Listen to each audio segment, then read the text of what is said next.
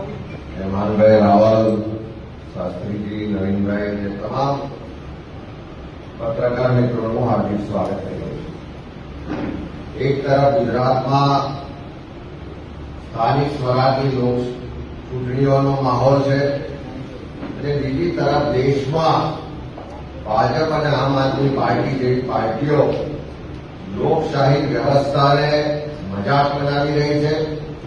आखा देश में भ्रष्टाचार और अवसरवादी जो राजनीति करी रही है, एनाथी लोकशाही व्यवस्थाओं और लोकशाही परंपराओं कलंकित थई है। जे रीते एक तरफ गुजरात में भारतीय जनता पार्टी कटकी कमीशन और कमलम जे आखू नेक्सस है ए खुल्लू पड़ी गयु है। भाजपनो चाल चरित्र ने चेहरो गुजरात की जनताए सारी रीते जोई लीधो है, ओळखी लीधो है। बीजी तरफ आरएसएस की विचारधारा थी बनेली आरएसएस और बीजेपी की स्ट्रेटेजी मुजब चलती और एना फंडिंग थी चलती आम आदमी पार्टी ने पण लोको हवे ओळखी रह्या छे। आखा देश में 2013 वर्षथी जे रीते लोकशाही व्यवस्था અને લોકોને છેતરવા માટેનું એક વ્યવસ્થિત સુનિયોજિત ષડયંત્ર ચાલતું હતું કે ગઈકાલે દેશ ને દુનિયા સમક્ષ ખુલ્લું પડી ગયું છે। ભારતીય જનતા પાર્ટી અને આમ આદમી પાર્ટી ક્યારેય એકબીજાના વિરોધી હતા જ નહીં, ફક્ત દેશ ને દુનિયા સમક્ષ વિરોધી હોવાનું નાટક કરતા હતા અને દેશના લોકોને છેતરતા હતા।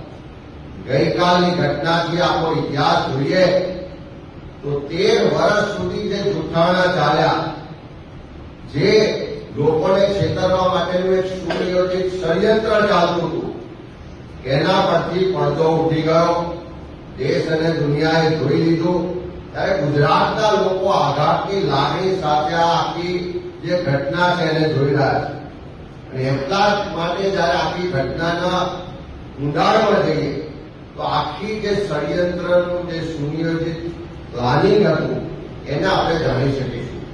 2013 में जયારે इंडिया अगेन्स्ट करप्शन मूवमेंटनी शरूआत थई, आ आखी मूवमेंट ए आरएसएस और बीजेपीનું ब्रेन चाइल्ड हतुं અને એના અંતર્ગત જ અન્ના હજારેજીને પ્રોજેક્ટ કરવામાં આવ્યા।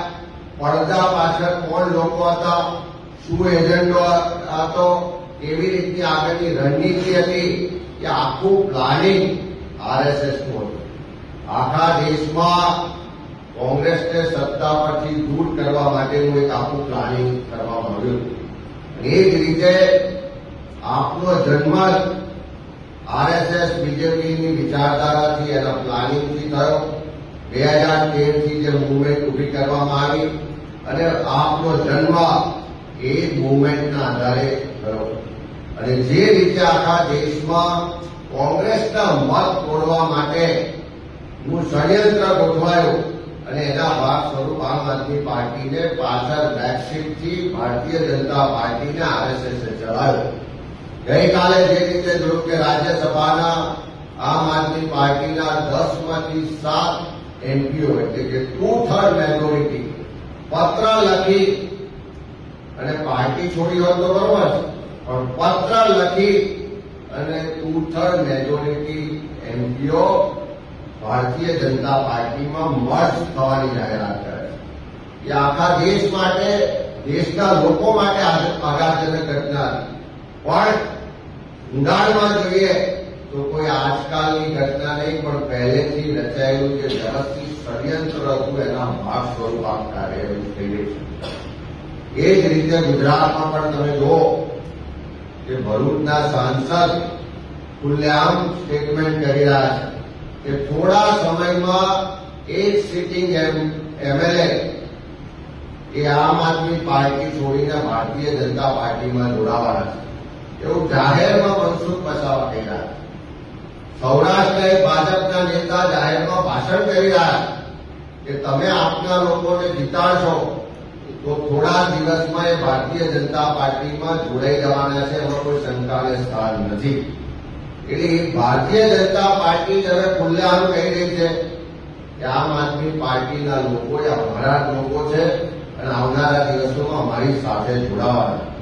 એટલે ભાજપ આખી જે રણનીતિ મુજબ ચાલી રહી છે કે આખા દેશમાં જે રાહુલ ગાંધીજી કોંગ્રેસનું વર્ચસ્વ વધતું જાય છે, લોકો ભાજપથી વિરોધ થતા જાય છે.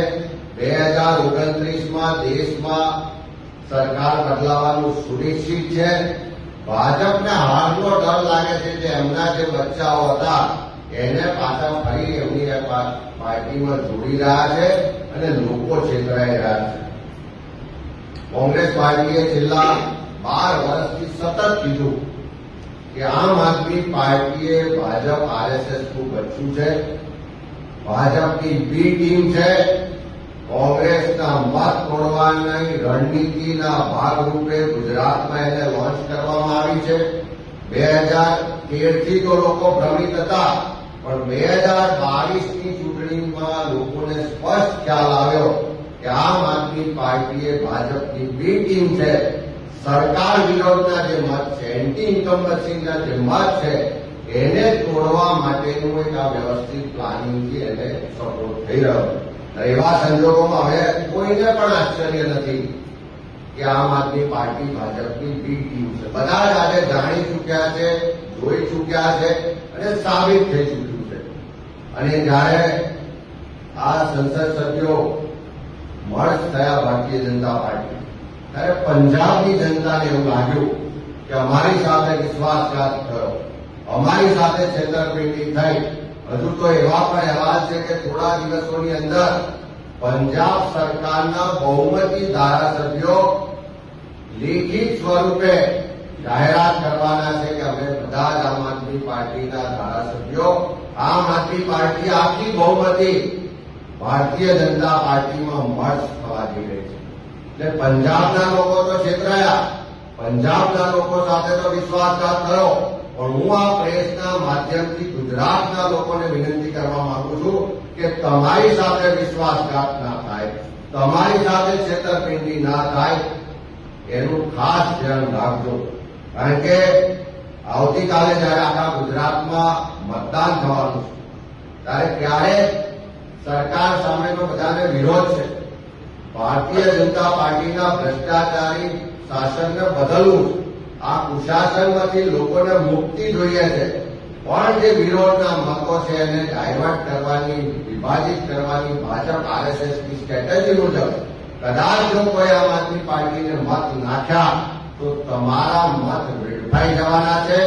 જે વિશ્વાસઘાત છેતરપિંડી પંજાબના લોકો સાથે થઈ, એવી છેતરપિંડી વિશ્વાસઘાત ગુજરાતના લોકો સાથે ના થાય, એની વિશેષ કાળજી ગુજરાતના લોકો રાખે એવી વિનંતી પણ કરીએ છીએ.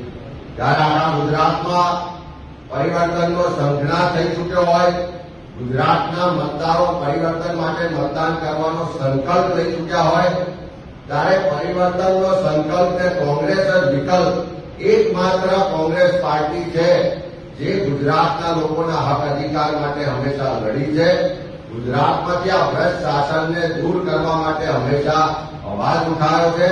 અને આ એ જ કોંગ્રેસ પાર્ટી છે જે ગુજરાતના લોકોના વિકાસ અને ખુશહાલી માટે હંમેશા કામ કરતી આવી છે. ગાંધી, નહેરુ અને સરદારની આ કોંગ્રેસ પાર્ટી એકમાત્ર ગુજરાતનો વિકલ્પ છે. એ વાત આજે લોકો સમક્ષ પ્રસ્થાપિત થઈ ચૂકી છે. અને મારે ખાસ કરીને આખા દેશમાં અને ગુજરાતમાં જે લોકશાહીની મજાક બનાવવામાં આવી રહી છે, જે લોકશાહીને કલંકિત કરવામાં આવી રહી છે, જે રીતે પ્રજાનો જનાદેશ, પ્રજાનો વિશ્વાસ કેળવી આખી આખી પાર્ટી ભારતીય જનતા પાર્ટીમાં મર્જ થઈ જાય અને આરએસએસ બીજેપીનું જે બ્રેઇન ચાઇલ્ડ હતું, જે મુવમેન્ટ હતી, એમાંથી ઉભી થયેલી આમ આદમી પાર્ટી આખા દેશમાં આવનારા દિવસોમાં કદાચ એવું પણ બને કે અરવિંદ કેજરીવાલ સહિત આખી આમ આદમી પાર્ટી ભાજપમાં મર્જ થઈ જાય, એવા સમાચાર આવે તો કોઈ આશ્ચર્યજનક નહીં હોય. એ દિવસો દૂર નથી કે જ્યારે આવું બની શકે. જેમ ગુજરાતમાં સ્ટેટમેન્ટો થઈ રહ્યા છે કે આમ આદમી પાર્ટીના એક ધારાસભ્ય થોડા સમયમાં ભાજપમાં જોડાવાના છે. સૌરાષ્ટ્રમાં સ્ટેટમેન્ટો થઈ રહ્યા છે કે કે ભાજપની અંદર જે લોકો જોડાવાના છે એને કદાચ તમે મત આપશો આમ આદમી પાર્ટીમાં તો પણ અમારી સાથે જોડાવાના છે. એનો સ્પષ્ટ મતલબ છે કે આમ આદમી પાર્ટી જે ભાજપની બી ટીમ છે, હું અમે વારંવાર કહેતા હતા કે આજે સાબિત થઈ ચૂક્યું છે. ત્યારે ગુજરાતના મતદારો આવતીકાલ માટે એટલું ધ્યાન રાખે કે તમારો મત વેડફાય નહીં. તમારો મત પરિવર્તન માટે છે, તમારો મત સુશાસન માટે છે, તમારો મત ભ્રષ્ટાચારીઓને દૂર કરવા માટે છે, તમારો મત તમારા ટેક્સના પૈસાની જે બરબાદી થાય છે એને રોકવા માટે છે. ત્યારે આ મત વેડફાય નહીં ને કોંગ્રેસ જ એકમાત્ર વિકલ્પ છે એ વાત કરવા માટે આજે તમારી સમક્ષ આવ્યા છે. એનો આપના માધ્યમથી ગુજરાતની જનતા સમક્ષ મેસેજ જાય, સંદેશો જાય એવી